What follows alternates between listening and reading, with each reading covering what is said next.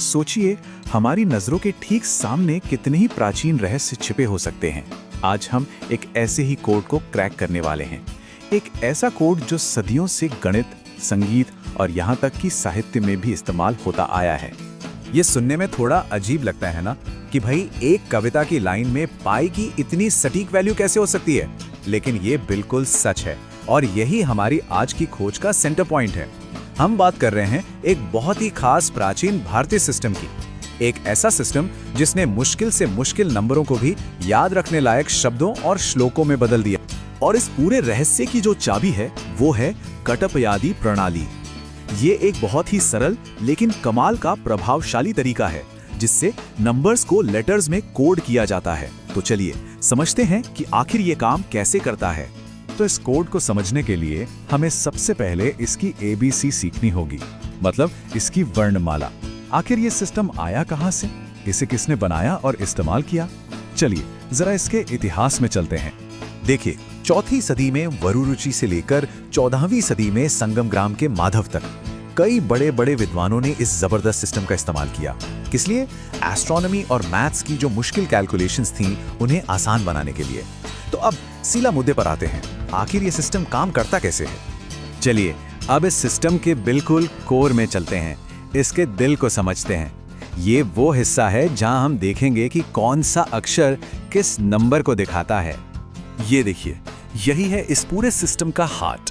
यहाँ व्यंजनों को 4 ग्रुप्स में बांटा गया है, क से शुरू होने वाले, ट से, प से और य से। हर ग्रुप के लेटर्स को 1 से 9 तक की वैल्यू दी गई है। एक चीज पर गौर कीजिए, न्य और न, इन दोनों का मतलब है 0। और एक बहुत जरूरी बात, जो स्वर होते हैं वॉवल्स, उनकी अपनी कोई वैल्यू नहीं होती, वो बस व्यंजनों को पूरा करने के लिए होते हैं। अच्छा, सिर्फ ये जानना काफी नहीं कि किस अक्षर का क्या नंबर है, इसके कुछ नियम भी हैं जो बहुत जरूरी हैं। पहला नियम तो हमने देख लिया कि व्यंजनों के साथ लगे स्वरों की कोई वैल्यू नहीं है। दूसरा, अगर 2 व्यंजन एक साथ जुड़कर आते हैं, मतलब एक संयुक्ताक्षर, तो उसमें सिर्फ आखिरी वाले व्यंजन की वैल्यू गिनी जाएगी। और तीसरा, जो शायद सबसे ज्यादा जरूरी नियम है, वो ये कि नंबर्स को हमेशा राइट टू लेफ्ट यानी उल्टी दिशा में पढ़ा जाता है। इस नियम को बिल्कुल मत भूलिएगा। तो चलिए अब इन रूल्स और इस मैपिंग को कुछ असली उदाहरणों पर लगाकर देखते हैं, इससे सब कुछ एकदम साफ हो जाएगा। शुरू करते हैं एक बहुत ही आसान शब्द से, फल। इसमें 2 व्यंजन हैं, फ और ल। अब अगर हम अपनी टेबल देखें तो फा की वैल्यू है 2 और ला की वैल्यू है 3। तो पहली नजर में तो ये नंबर 23 लगता है, लेकिन एक मिनट, सबसे जरूरी नियम याद है? उस नियम को लगाने के बाद असली नंबर क्या बनेगा? बिल्कुल, जब हम नंबर्स को राइट टू लेफ्ट पढ़ेंगे तो 23 बन जाएगा 32। देखा, ये दिखाता है कि नियम कितने ज्यादा जरूरी हैं। ये सिस्टम सिर्फ छोटे मोटे शब्दों को नंबर में बदलने के लिए नहीं था।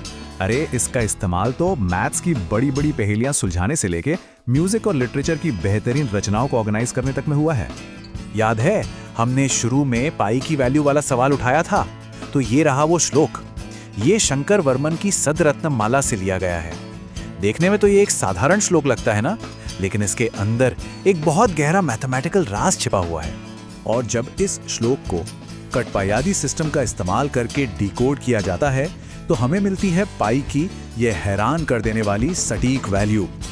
ये वाकई प्राचीन भारतीय ज्ञान की सटीकता और गहराई का एक अद्भुत नमूना है।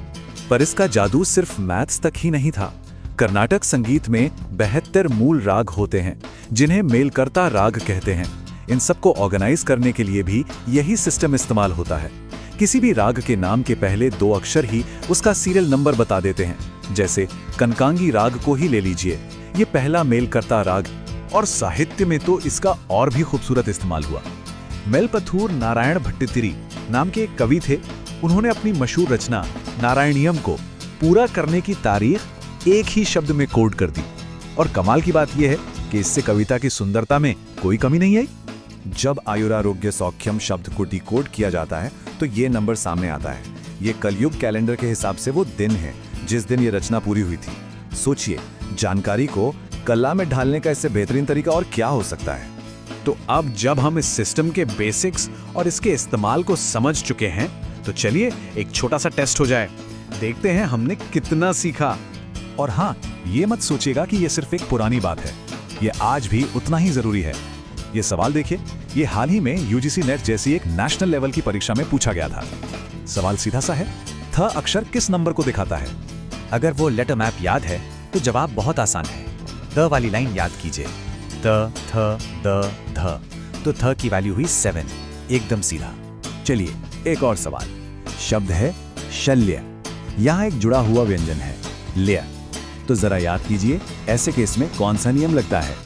देखिए, श की वैल्यू है 5 और संयुक्ताक्षर ल्य में हमें सिर्फ आखिरी वाला व्यंजन लेना है, यानी य, जिसकी वैल्यू है 1। अब राइट टू लेफ्ट पढ़िए, बन गया 15। बहुत अच्छे। तो चलिए एक आखिरी चैलेंज के साथ खत्म करते हैं। शब्द है उल, इसकी वैल्यू क्या होगी? यहाँ पर वॉवेल यानी स्वर से जुड़ा एक नियम काम करेगा। जरा सोचिए। कठपयादी प्रणाली हमें यह दिखाती है कि कैसे प्राचीन ज्ञान, भाषा, गणित और कला को एक ही धागे में पिरो सकता था।